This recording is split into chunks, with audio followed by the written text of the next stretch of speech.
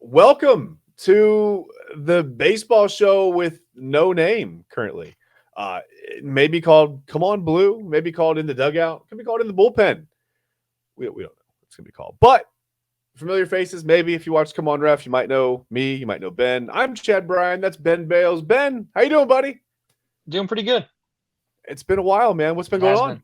Nothing much, just, waiting for baseball to start. These other sports are dying down, and, my favorite sport's getting ready to start up, so finally. It feels like it's been a weird spring. Yeah. It definitely does. Well, we just talked about snowing here. We're 10 days away from opening day, right? Technically opening day.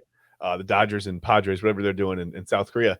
But yeah, here we are. There's snow on the ground. I mean, typical, I guess, of Northeast Ohio, and around opening day, you get snow a lot. Mm-hmm. It happens. We've seen a whole series get snowed out here before. A whole opening series got moved to Milwaukee one year. Remember that? I do. Whatever. Well, that's baseball in Cleveland for you, I guess. We are a show. What are we? What are we going to do? We're going to talk mostly about baseball. I think we'll talk about some other things here and there. I mean, as the, sometimes breaking news and headlines will warrant us. I mean, we'll want to give our attention to other things, but I think mostly we're going to focus on baseball. I think that's Ben's first love. I know it's my first love. It is. It's my favorite. Yeah, it's my favorite sport. It's my favorite sport to play. It's my favorite sport to watch. It's not my favorite sport to play on video games, though. Ben, is baseball your favorite thing to play on video games or no? As far as a sport? It used to be, but then, the game, I'm pretty good at most sports games that I play just because I have an immense amount of knowledge. Only game I'm not good at is Madden. I swear a 6-year-old could beat me in Madden. I can't play defense to save my life. No. Offense, I'm much better at college football, and that's coming back. Dude, offense, I'll score 70 points on you, but I'm going to give up 107. It's likely, yeah. And I remember there were days. Listen, I remember when Madden you couldn't move the ball. I remember winning games, not even winning games. I would lose games 10-3 to my buddies. I'm it's not even fun. What are we doing? Yeah, but I'm good at most sports games I play. So I play online. I get to those those higher ranks, and it gets super frustrating because you're playing against some of the best players. I play people that are ranked in the top 50 in the world. Okay. See, I know I don't belong there. That's not I don't have any business there. So, MLB The Show, FIFA, NBA. Sometimes I play some of the top players in the world, and I can hold my own, but I don't win. So when I play those guys, it's it's no fun because I know I'm gonna lose, but I can't help the matchmaking. That's all right though. You're polishing your skills. You know what I mean? I mean, that's what you want, right? You want to play the best. I mean, if you're that good, you want to try to polish your skills. But it gets to the point where I've broken too many controllers and broken too many things. I just stopped. I just stopped playing online because I just got too mad. Gets expensive. It does. Nah, it's not that serious. Very expensive. You know what I mean? Could be worse. It could be way worse. Actually, baseball's not my favorite sports video. I love, I like MLB The Show. It's fun. I honestly the best thing about it is creating stadiums. I think that's kind of fun. I've created so many stadiums since I've had that game for about a year now. But yeah, I like playing college football, and I'm excited. It's coming back this summer. Me too. We didn't really plan on talking about this, but I mean, were you a college football guy at all? Did you ever play college football? I still play on NCAA 14 to this day.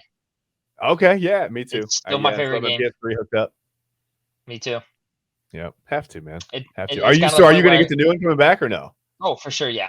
Yeah, me too. It's kind of the point where I went back, when my dad lived in Michigan.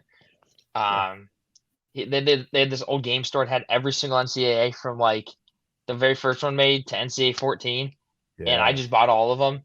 And I was I got to sit down and play all these and see what they're about. I have NCAA, I think it's 04 with Carson Palmer on the cover. Okay.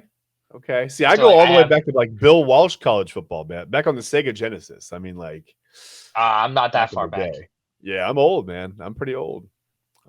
So yeah, I've been rocking college football since college football was a thing, really. I mean, so I'm glad to see it coming back, man, after an 11-year hiatus now. Yeah. It's good to see it coming back. It'll be fun this summer. I'm looking forward to that. July sometime, I think, is the release. We're supposed to hear a little bit more from EA Sports in May. I think they're supposed to drop a full, trailer with more info and whatever. I think it's May 5th. Yeah, I can't remember. I don't remember seeing an exact date on that, but I know it's followed a little bit online, just followed it for years. Every once in a while, I would just search like, hey, is college football coming back? And then one day I found something. It was like college football's coming back, and it was like 3 years ago. Here we are now, we're months away. So I don't know, man. I'm excited. I'm like a little kid right now. Me too. Speaking of being like a little kid, though, but this time of year does that to me. It's spring training. It's almost baseball. Like I said, it's almost opening day. It's almost baseball season, man. Is there anything that's been going on in the spring training that's been catching your eye besides the uniforms? We'll talk about those in a minute. We'll definitely get to that because I think we have to discuss whatever the heck is going on there. But not right now. I'm going to talk about the players. I'm going to talk anything that's like surprised you in a pleasant, positive way. I mean, as a Guardians fan or just as a baseball guy at all? Well, I'll touch on the Guardians later, but how does a 2-time Cy Young Award winner not have a team in Blake Snell? I don't know. And we can get to that in a little bit too. I mean, we'll talk about Scott Boras. I maybe want to end the show on that. Or maybe we end the show on the good stuff for spring training. You want to talk about Scott Boras right now? We can, yeah, because we can talk about Boras now. That's fine. I don't know how a 2-time Cy Young Award winner doesn't have a team, and we're 10 days away from opening day. Jordan Montgomery just pitched the Rangers to a World Series win, and he also is not on a roster. I mean, this is a problem. This is a problem. Blake Snell. Well, I don't want to say Blake Snell. Scott Boras, okay, acting on behalf of Blake Snell, turned down an offer from the Yankees. I don't have it in front of me. I think it was 6 years, $156 million, or 6 years, $160 million, something like that. Yeah, it was a lot of money. A lot of money, a lot of years, pretty good guaranteed contract, right? Like that's safety, right? 6 years. That wasn't good enough. Life-changing money. That's life-changing money. Yeah. And for a guy who already has pretty good money, that's all right. But now look, they're backed into a corner. I mean, Houston just had, Houston's having all kinds of injury problems. There's a lot of teams. Garrett Cole had the MRI on his elbow. I never saw the results of that. Is he okay? By the way, I think he's going to miss the first 1 to 2 months. Oh, okay. Or 1 to 2 weeks. I can't remember what it was, but I hope it's not months for the Yankees' sake, because they can't afford to get off to a bad start in that division again. I mean, that division is absolute fire. The AL East is fire. I don't want the Yankees to win. I'm tired of them. Yeah, that's okay. Yankees fans might disagree with you, but that's okay. They're allowed, right? But anyway, yeah, Houston has, I think it was Urquidy. I can't remember who went down. Anyway, they start shopping around. They asked, they offered Blake Snell, and Boras says they'll accept their 2 years, 60. But now Houston doesn't even want to give him that. 2 years, $66 million, basically with an opt-out between the two. It becomes a couple of one-year contracts.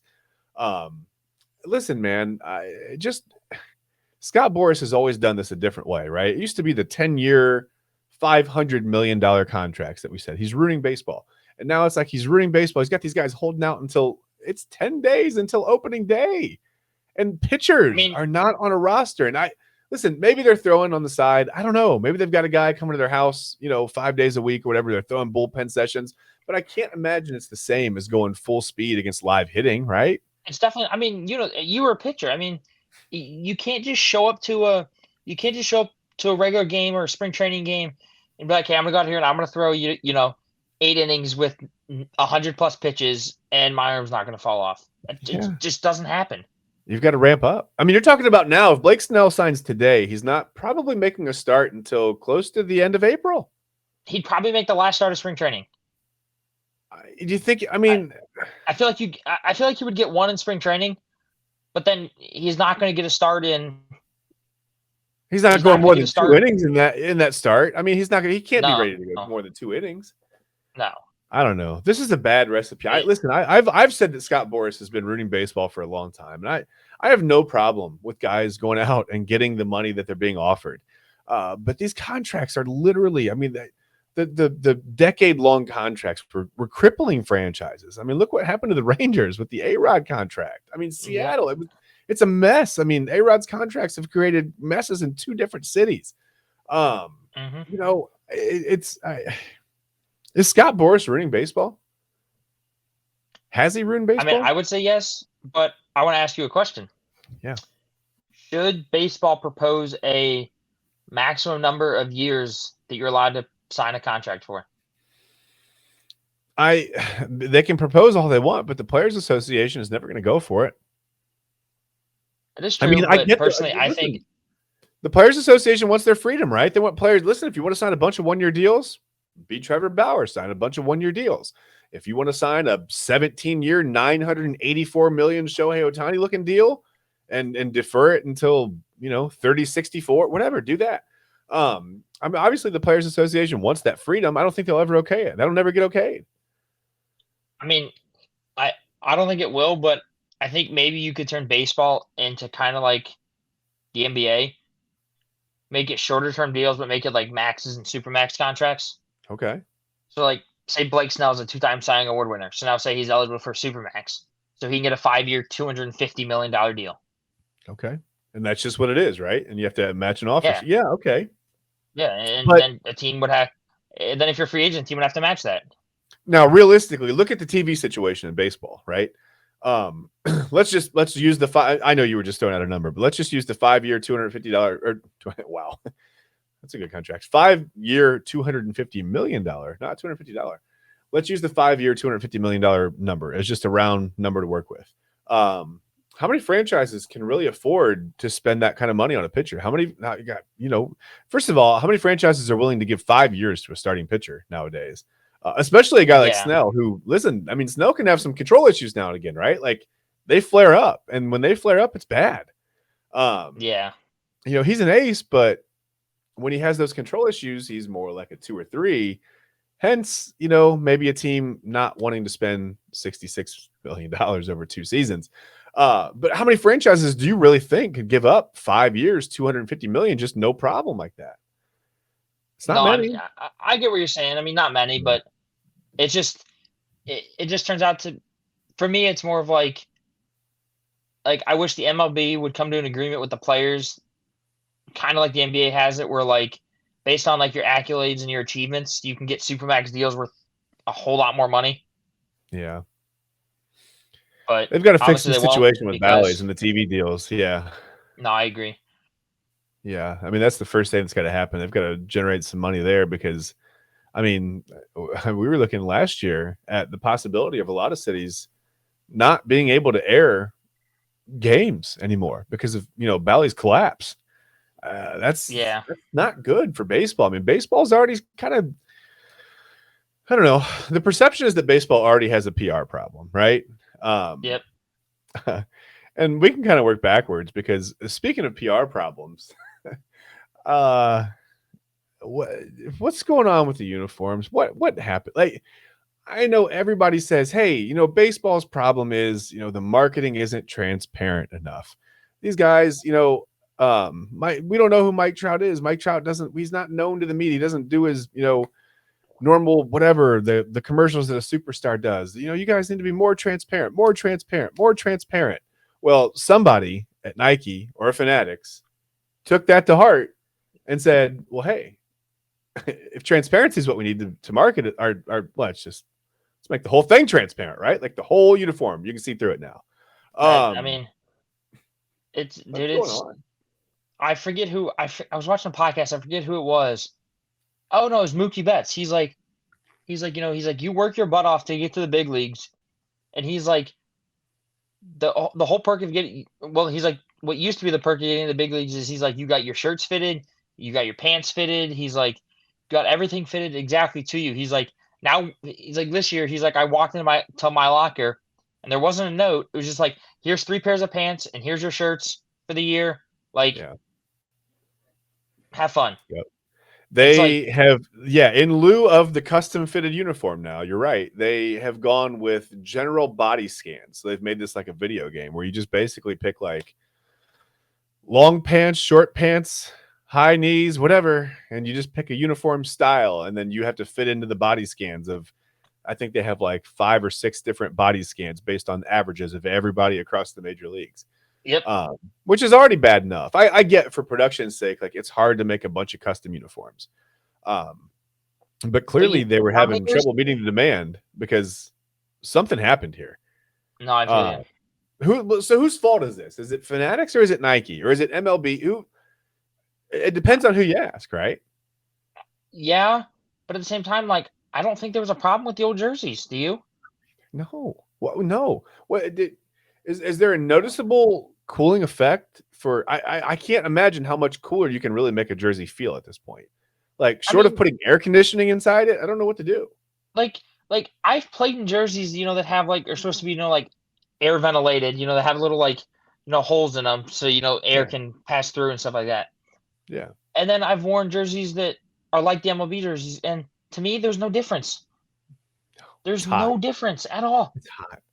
It's a summer sport, man. Way. Yeah, you're playing in August. It's 90 degrees. Yeah. It's 100% humidity. It's basically raining humidity on you while you're playing. Yeah, it's only going to matter if you're playing in the middle of April in Cleveland, Ohio, when it's snowing and 32 degrees. Let's focus our efforts on keeping guys hydrated better. You know what I mean? Like as opposed to keeping guys healthy. Cool. We're keeping guys healthy. Yeah. Instead, let's go out and make people's pants see through. I don't understand. And have you seen the one that kills me? Who was it? It was who was it? I can't remember whose jersey it was. Maybe Jay Happ's jersey. It was the HA was there, and then it looked like the P and the P fell. It looked like they were falling off, melted off the jersey. No, Verlander's name was wrapped all the way around his number. That's comical how bad that looked. And then I saw one too that was it was the Cubs got a new player. His name's Ian Hop. Because the HA and the two P's had a space in between them. Maybe that's what I was. Yeah, maybe that's what I was thinking of. It's what are we doing? Mm-hmm. You literally ruined baseball jerseys for just because you wanted to make them cheaper. Well, and the wild thing is, no one would admit that there's a problem, right? You talk to, and I can't think of the CEO's name from Fanatics. And he goes, well, I saw that video. We did what we were supposed to do. We were told what to do, and we did it the way we were supposed to do it. So we didn't do anything wrong. And Nike's just hey, we're Nike. We're too big to fail. Major League Baseball, Tony Clark completely, denied that there was any kind of a problem, but he did admit that the three companies were working together to try to figure something out. So if there's no problem, what are we figuring out? I'm just very confused on where we are. What's the stance on this? How long before someone just says, hey, look, we made a mistake. We're going to get it fixed. Yeah. Why can't we get that? And the company that MLB used for years, it was a small, privately, independently owned company. Yep. Never had a problem with Majestic. Never had a problem with it. And then as soon as you switch to Fanatic, who's one of the biggest sports jersey companies in the world, you have the biggest problem you've ever had in jerseys. And I don't mean to be the guy that piles on Fanatics, but listen, the Braves won the World Series in 2021. I clearly ordered gear, right? I want to wear jerseys or not jerseys. I want to wear sweatshirts and t-shirts, whatever. So I ordered a hoodie, and the hoodies are so cheap. It's this screen print on it's something I could have made myself. The official design is the official design. No one's going to let you print that. Obviously I can't make that exact sweatshirt, but the fit of the sweatshirt is it's wide and short. It's not even a nice quality, it's a thin, it was $80, man. Yeah. $80 for a screen printed, bulk ordered kind of, lightweight, but let's put it what it is, piece of garbage. It's what you order for your track and field day at your business or whatever. When you have 1,000 employees and you don't order the good stuff, you get the $5 a piece sweatshirts, right? And then they charge you $80 for this stuff. Mm-hmm.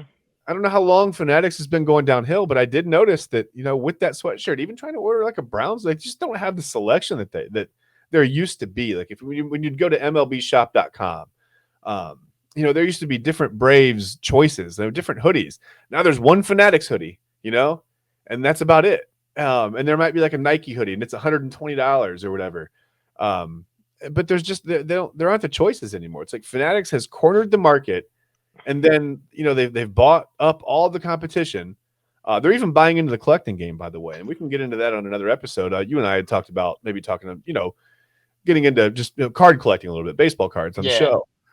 Fanatics has bought into that. They're basically, they're buying into the the collectibles game, and I don't trust them. At this point. The cards are going to be see-through. We're going to be looking at each other. I'll hold up the card. I'll see you right through it. What player is this again? What's that?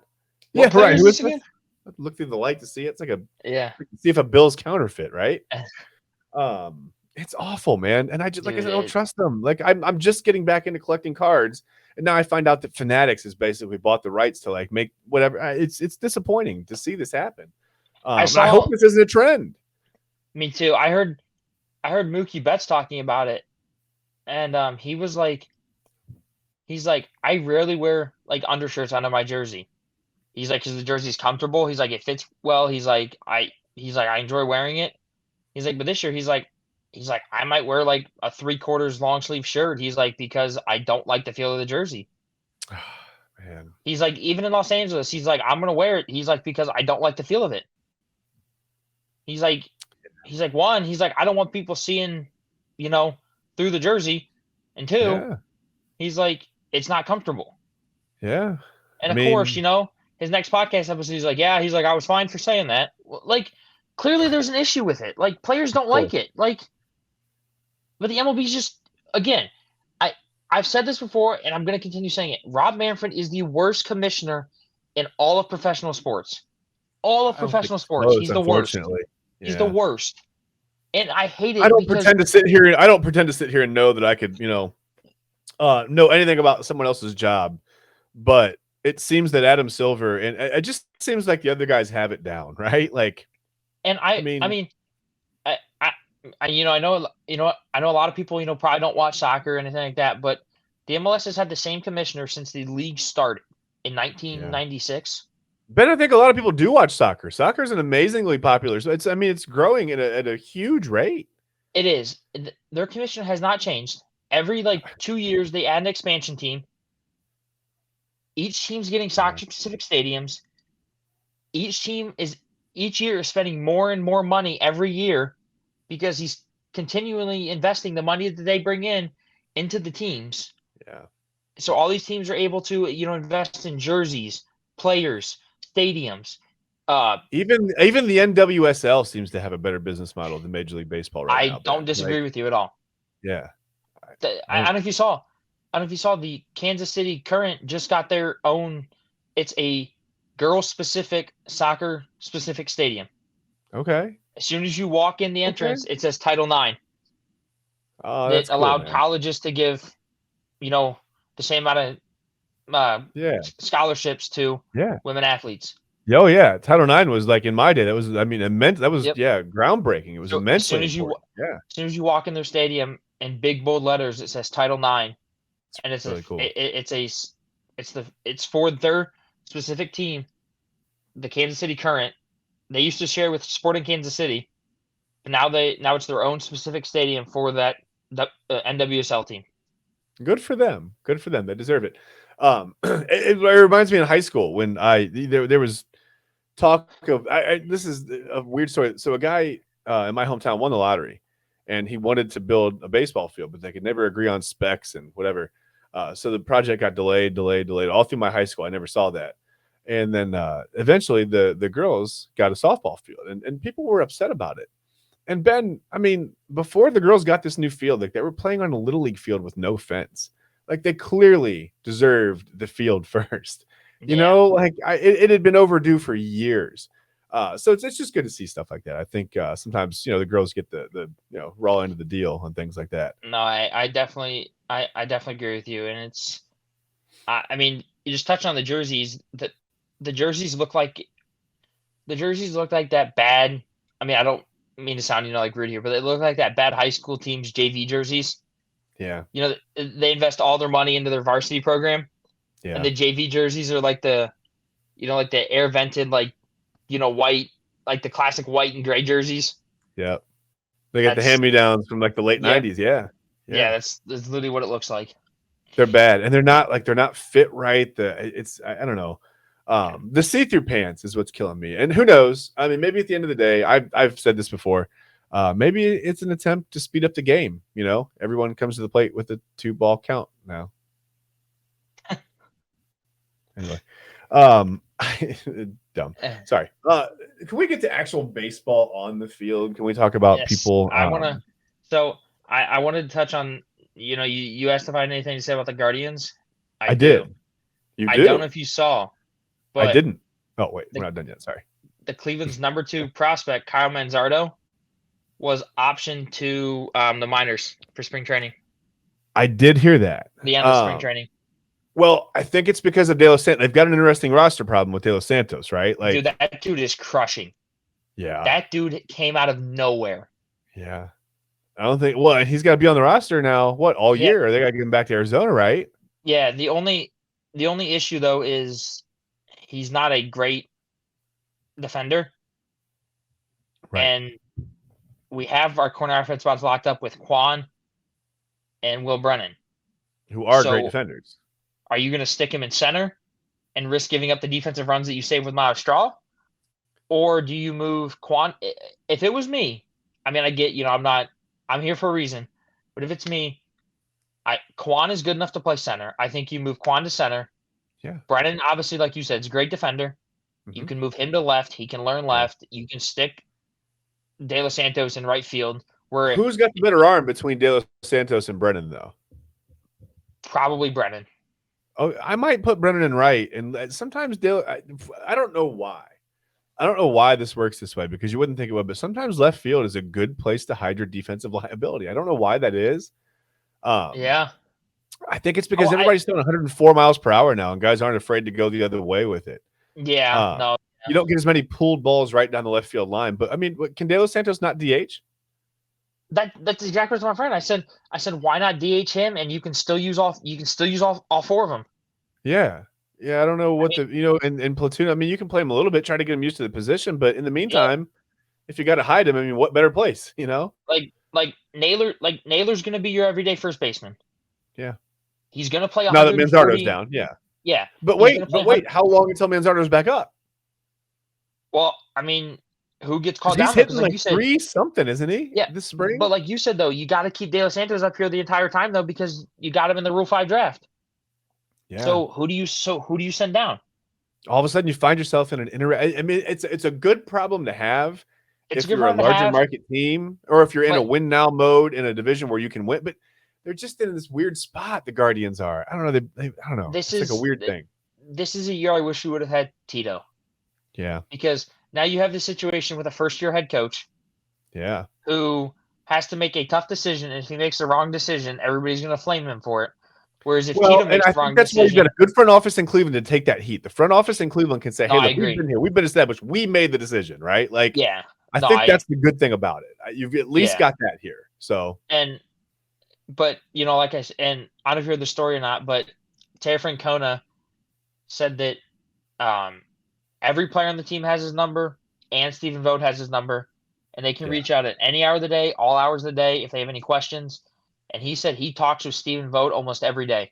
And he'll be there in 7 minutes on the scooter. He'll be fine. Yeah. Yep. And that's what he said. He's like, if you have any questions, he's like, call me. He's like, I've been around the block, a couple times. He's like, I know what I'm doing. He does. And it just shows you that Tito still cares about the game. It's just sad that he had to walk away because of his health. Because, man, I told my dad, I said, it's going to be so weird when they pan that camera to the dugout and you don't see Terry Francona sitting there with his hands on his stomach, up on his perch with his bubble gum in his mouth. He became as much of this. Yeah, he became as much of a part of this organization as Lou Brown in Major League. I mean, it felt like, it felt like he belonged there. It felt like he had just been in Cleveland his whole life. Yeah. That last home game that they won when they honored Tito, and and all the players were giving him hugs and something like that. Like I legitimately cried because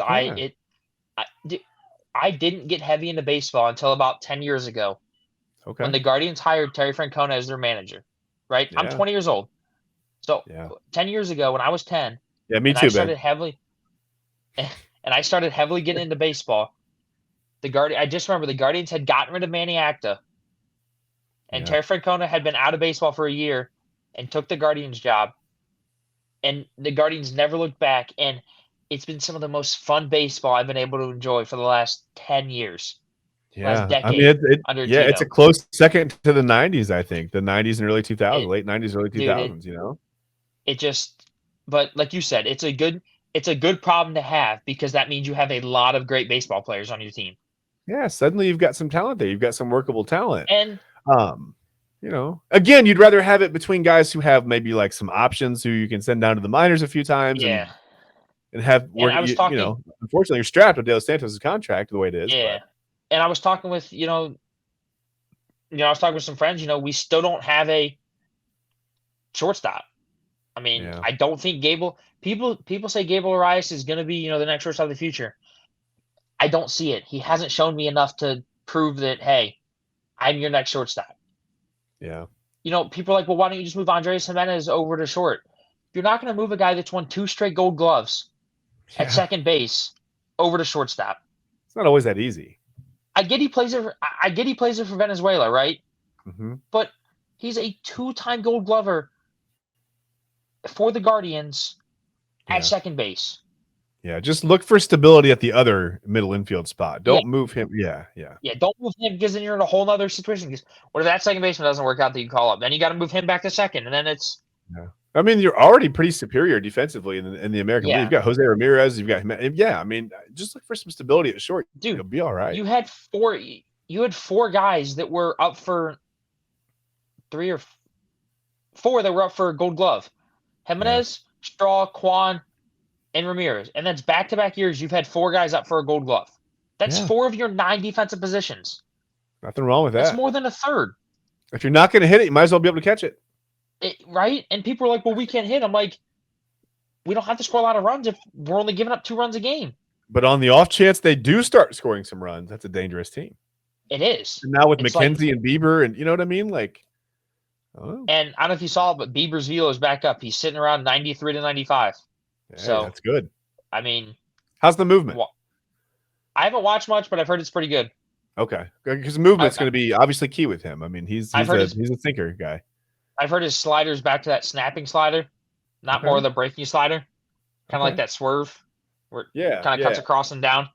Yeah, that one he's been known for his whole career. Yeah. So it'll be good for him. I mean, his last, as long as his he last can 2 locate starts, the fastball off of that, he'll be fine. Yeah. His last 2 starts, I think he's gone 9 1/3 and struck out 9 and only given up 1 run. There you go. And obviously keeping McKenzie healthy is going to be huge. Dude, I'm high on McKenzie. I think he can be. I think he can be a stud.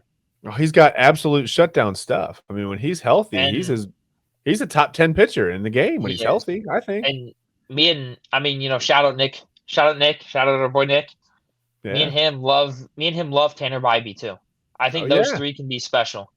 Bieber, McKenzie, and Bybee. Yeah. I mean, Bybee was our best pitcher last year. He was a rookie. It's hard to argue with. It's hard. They've got a decent core. Like, I don't think people realize just how close the Guardians really are to being something kind of maybe a little special. And I agree with you. I mean, it's like, they're 1 piece away. The Guardians aren't going to go out and spend money on that 1 piece. They're going to wait to develop it. And they may miss their window, but they're going to have to wait to develop it. Yeah. But here's the thing, though, is I think as long as you get players that are good enough at the other positions, you can get away with that 1 position that isn't elite. Yeah. But you can't have 2. And that's what we have that's what we have with you have shortstops that can't hit. And you have Miles Straw, who arguably the best defensive center fielder in the game, but he hits 130. Athlete. Yeah, just a great athlete, but he hits 130. You can't have 4 of your 9 guys being elite, and then 2 of your 9 being below average. There's got to be there's got to be some Like, I've told people this: if you put Francisco Lindor on this Guardians team, we're winning a World Series. Okay. Because you can hide Miles Straw's bat, stick him at 9th. Yeah. Stick him 9 in the order. Do they have the bullpen for that? See, that's what scares me, because Trevor Steffens, I think he's out for the year with an injury. Okay. So, I mean, yes, we did get Scott Barlow from Kansas City. And they're just about as good as it gets at the back of the bullpen. I mean, you got Clase. I mean. But the thing that worries me about Clase is, he led the league in saves, but he also blew the most saves. Yeah. Right. So, I mean, that's part of the position, though. It is, but if you're blowing saves like every 3rd game, I mean, that's a little. Yeah. That's like a Aroldis Chapman from a couple years ago. Well, 1 more big right-handed bat in the lineup, and you don't notice that as much. That is true. You know what I mean? Because now it's 7-3. It's not 5-3. Yep. And going back to I want to touch on what you just said about adding 1 more big bat. Yeah. If Garrett Cole is out for the first 1 to 2 months, adding Juan Soto to that Yankees team, I don't think it's going to matter. I mean, no. Because, you said, you're going to have Judge, right? You're gonna have LeMahieu. You're gonna have all these. You're gonna have all those great players. And unfortunately, the track record in New York has been that some of those guys are going to miss 30 to 40 day stretches of baseball. Yep. You know, but I don't hopefully think not. Soto will though. Soto's proven to stay healthy. No, yeah, he's a rock. He's gonna be your everyday player. And he's going to fit in that lineup. Listen, they needed a guy to get on base. Soto's that guy. I mean, there aren't many people better at getting on base than Juan Soto. Where do you hit him in the lineup, though? Do you lead him second, off? maybe? Do you go second? I would hit him second. Second? I would hit him second. You keep Judge third, then? Yeah. Don't you like that? Yeah, because then you got Stanton fourth. Yeah, that's like Soto's always going to be on in front of Judge, Yeah, Judge is going to have an opportunity to hit a 2-run bomb almost every time he's up. If he's in there, if he's healthy. Yeah. So, yeah, I don't mind. But yeah, like you said, if Garrett Cole's out for a month or two, then the Yankees are starting in a huge hole. I mean, that division is absolute fire. It's the toughest division in baseball. Maybe the AL East, the NL East are the two best divisions, right? Dude, I think the Orioles could be scary good this year. Yeah. Dude. By the way, do they have a factory that just makes guys that look exactly the same? Like, dude, I can't tell the prospects apart anymore. I saw that picture. Dude. I never realized another crazy thing too. All four together, I was like, oh. Another thing too. They have 3 players. They're all 3 of their first names is Jackson. They're all under 20, and they're all probably going to be on the opening day roster. It's like a travel team. They're just like a travel squad. They're a local travel squad. So let me ask you, what's your opinion on the Braves from what you've seen? The Braves. Okay, so the Braves are built for the long haul. They're going to win the NL East again. No problem there. The Mets aren't going to put up much of a fight. They don't have any pitching staff. The Phillies are a dangerous team, but they're built for like a backyard brawl, right? Like, yeah, they're built for the postseason. They're not built for a 162 game season. They're built to take you out in 5, and they will. Yeah. They've done it. I mean, you've seen it twice in the past 2 years. The Braves are going to win 103, 104 games again. If everybody stays healthy, they'll be fine. That's not what I'm concerned. I'm not even like it's all. I'm almost bored for the regular season because I know what it's going to be. It's going to be a bunch of 8-3 wins. 12-6, here and there. 12. And then the pitching staff will get it together. I'm not like saying they're going to give up a bunch of runs, but they're going to bludgeon people to death all summer, right? Like and then when the air gets a little bit cool and crisp, they're going to get that 7-day layoff because they've won the division. They get that first round bye, and they're going to. It's going to happen again. They're going to catch the Phillies in the wild card series or whatever in that NLDS series coming out of the wild card. And the Phillies are going to bludgeon them to death, and then that's going to be the end of the Braves season again. I can see it happen. If I were the Braves, obviously you don't want to lose and tank and stuff like that, but I almost wouldn't be mad getting the wild card so you don't have as long of a layover. Yeah, but they're not built like that. I mean, they're built to win 105, 106 games. They're going to do it. I get that, but the year they won the World Series, didn't they come from the wild card round? No, they won the division. Oh yeah, that's right. They won the division on the last day or something like that. I forgot about that. They won 5 in a row. Yeah, they won the division that year. Yeah. Yeah. But I mean, even that team though, like there just wasn't the layoff that year. Yeah. But even that year, though, like, they weren't – I mean, obviously, they were great. They won the World Series. But, like, record-wise, they were, like, at the All-Star break, they were, like, under 500. They were down bad. They shouldn't have been a team that they were buying on faith alone. They shouldn't have been a team that was buying at the trade deadline. It was amazing how it worked. Yeah. You should have been – like, they should have been one of the teams that were selling, and they bought, and it paid off big time. Yeah, you've got to give Alex Anthopoulos credit because he looked at that roster and said, listen – we're better than this. We're underperforming. And the trend is that we're going to get it right. Let me add the right pieces. And he added some major attitude with Jock Peterson. Eddie Rosario, Jock Peterson. Yeah. I mean, that's what it was. Soler and Peterson, just adding the attitude, adding that, I mean, Jock Peterson, no one has more confidence than Jock Peterson. I don't know. There's no one in baseball. That dude is sky high. That's fantastic. I love it. Don't you have to be like that to be a professional athlete? I think you do. Oh, for sure. Dude, and people are like, oh, dude, these guys are so cocky, and it's like, would you rather have a guy that's cocky or a guy that is not cocky? And it's like, I want my favorite players to know they're going to go make the play. I know you're not going to make the play every time, but I want my guy to walk up to the plate knowing he's going to hit a 3-run bomb. Listen, if he strikes out, he strikes out, but I don't want him looking like he's going to strike out, right? Like, I don't want him walking up to the plate wide-eyed, like, oh, this guy throws 103. Like, no, I want Jock Peterson. Like, I need that attitude. I want that. And the thing is, of course, you said, they added Soler, they added Rosario, they added Peterson, mm-hmm. and in each series, they all three played a huge part. I think it was Rosario in that Dodgers series, right? Yep, in the NLCS, yeah. Yeah, He he was had like like Babe 14 Ruth. hits. Yeah, he had like 14 hits or something like that. Yeah, it was unreal. He Peterson had was over just 500. Peterson was just consistent all along, and then that World Yeah. Series, Soler just took over. Dude, Yeah, I remember that Peterson cooled shot. off in the playoffs. Peterson had one big home run off Walker Buehler, but he mostly cooled off for the playoffs. Yeah, But it was dude. just his presence in the clubhouse. He kept Yeah, that no, team like, supremely confident and up and loose and yeah. had fun, and you could see it. I remember the home run Soler hit. I think it was in Atlanta, dude. That's That was in probably Houston. no. I'm talking about the one he hit in Atlanta too, the straightaway center. Oh, okay. The one that do you remember when he and Dansby went back to back? Yeah, dude. That was amazing. Dude. I mean, that was amazing. That was in Atlanta. Yeah, the one that Soler, the one I was thinking of was the Game 6 one in Houston, where he just obliterated it literally out of the stadium. I mean, Over the train tracks. that was fun, man. Dude, Was that so much ball was fun. crushed. Like Oh I my did. I gosh. was rooting for the Astros, or the not the Astros. I was rooting for the Braves. I didn't want the Astros to win again. I was going to And kick when you off the show. I was about to be like, well, Ben's gone. I guess Ben has to go. and when I saw Soler hit those home runs in those games, dude, I was like, dude, this Yeah. guy he's on a different level. Yeah. And listen, you could feel the Astros die. Like right when Dude, Soler hit yeah. that 3-run homer, I was like, that's it. That's the Braves just won the World Series. That's Dude, it. you could literally just see that they were so defeated.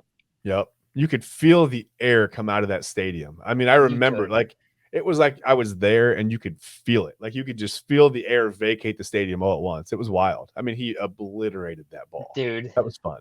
Who was the Soler and Swansby went back. Dansby Swanson went back to back. But then in Atlanta, didn't Soler and wasn't it your catcher that went back to back? Or was it Austin Riley that went back to back? They didn't go back to back. It was Darno hit that big home run. That huge grand. Remember that? Like, I thought that was it. Like, I was like, that's it, man. Like, that was Game 5 or whatever in Atlanta. I was like, we're gonna wrap it up in 5. But Houston came back. They were able to come back from that, which was too bad because that would have been fun to wrap it up at home. But dude, that series was it was fun. Much fun. I'm not a Braves fan, dude, but that series was so much fun to watch. Like you said, the Game 6 homer by Soler. Dude. Well, it was Houston's first time back in the World Series since the whole trash can thing, and I think everybody just wanted to see him lose, Yeah. So it was kind of nice to go full circle because when I was a kid, nobody cared about the Braves. When they started winning, everyone was like, "Hey, let's root for the Braves. They're America's team." And then everybody got sick of it, right? Like everybody's like, "Okay, we're tired of seeing them." And then it kind of became like they were annoying. They were like the Patriots, right? They were annoying. So it was kind of nice to see them go first full circle and come back to America's team. Like everybody rooted for the Braves against the Astros in that World Series. I mean, and talking about rooting against the Astros. The year the Astros won it 2 years ago, I was rooting for the Astros because I'm a huge Dusty Baker fan. Reasonable. That's fine. Yeah.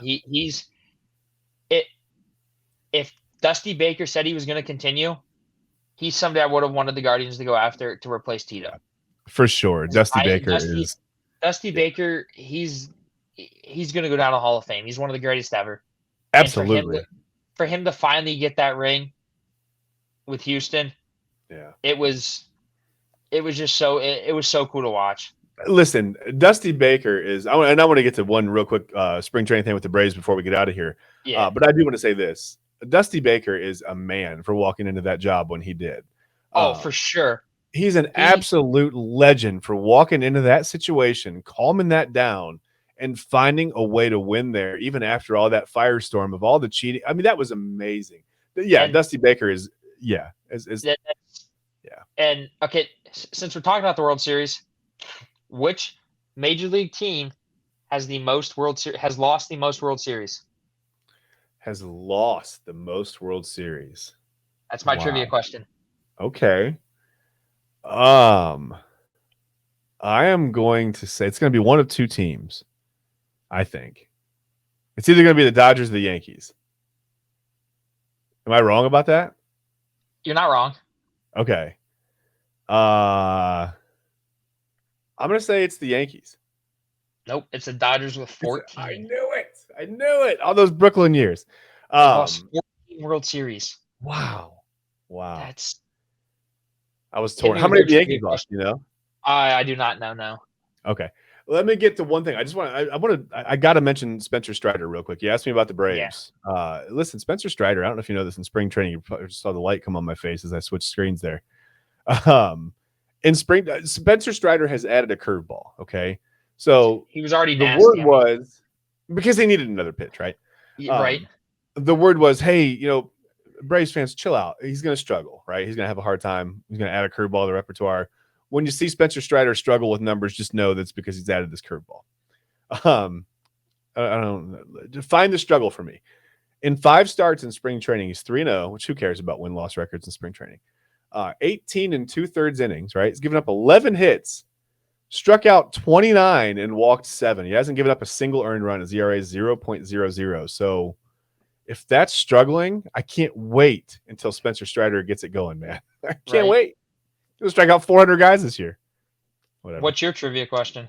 My trivia question: of all the guys on the 600-plus home run list in baseball history, who's the only one to never win an MVP award? Oh, my God. I heard this the other day. I can't remember the answer. All the guys on the 600 home run list. I wish I had the Jeopardy theme.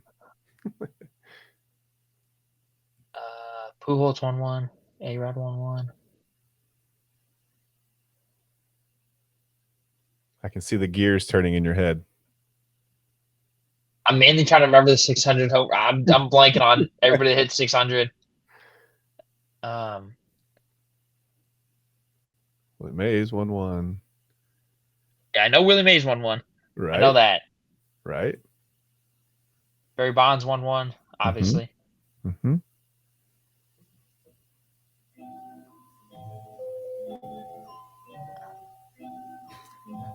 I gave you the Jeopardy. There's somebody I'm missing that I know it.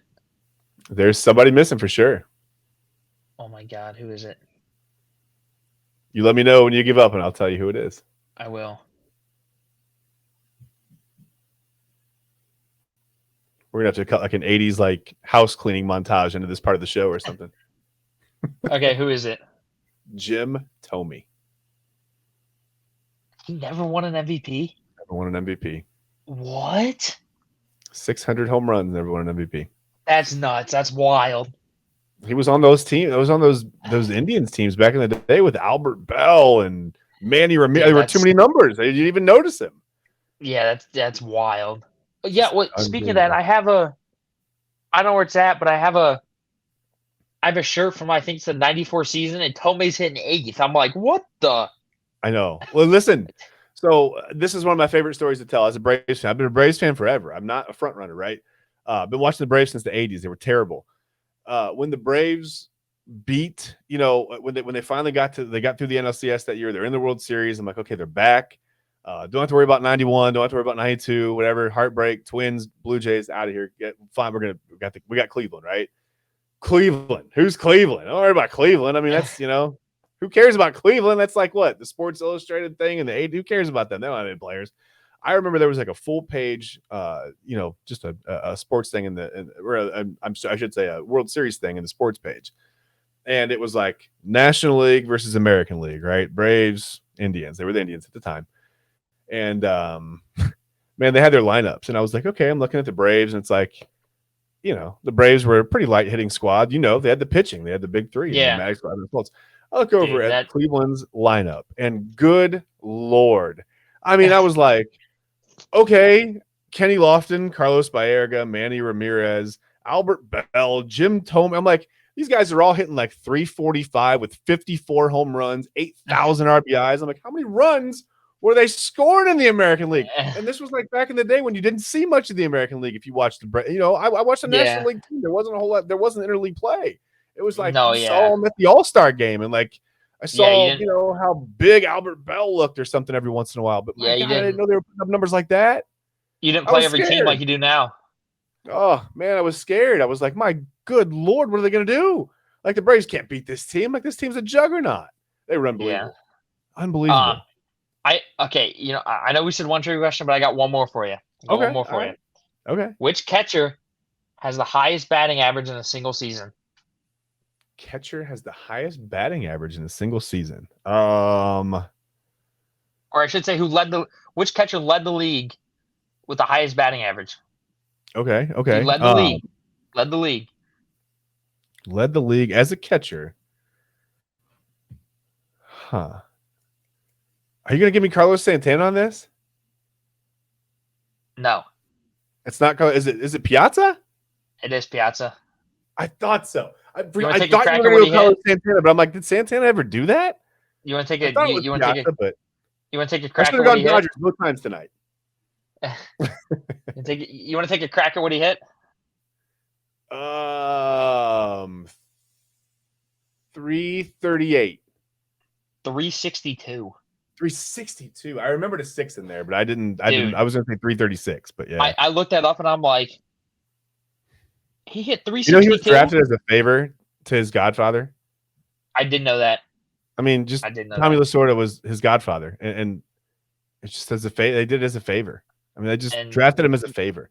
Went on to be one of the greatest catchers ever. Oh my gosh, it's man! Like what? Unbelievable.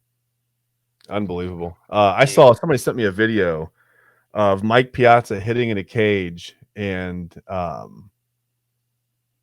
who was watching him hit? I think it was Ted Williams was watching him hit, and I was like, "Are you kidding me right now?" Like Ted Williams was like scouting Mike Piazza as like a high schooler, basically, and I was like, "Are you serious right now?" Like the connections that Piazza family had, man. I don't understand, but whatever. Speaking of, since we're on the topic of spring training, yeah. I just went to spring training in Florida a couple weeks ago. How was that, by the way? Dude, it was a blast. I mean, if you get a chance to go down to spring training, if you go to the Twins Park, dude, you know, they call it the backfields, right? Yeah. You walk up from the parking lot, and their main backfield is just sitting right there. Yeah. The same dimensions as their actual, spring training field. Right. And I saw Santana. I saw Jorge Polanco. I saw Byron Buxton. I saw all these guys taking BP, working on, Santana goes up there. I'm like, oh, this dude's about to hit some nukes. First 8 pitches, bunt, bunt, bunt. I'm like, this dude's bunting? Like what's going on here? But clearly he wants to work on it. Clearly it's something he wants to work on. Right. And then my favorite moment from that spring training is this right here.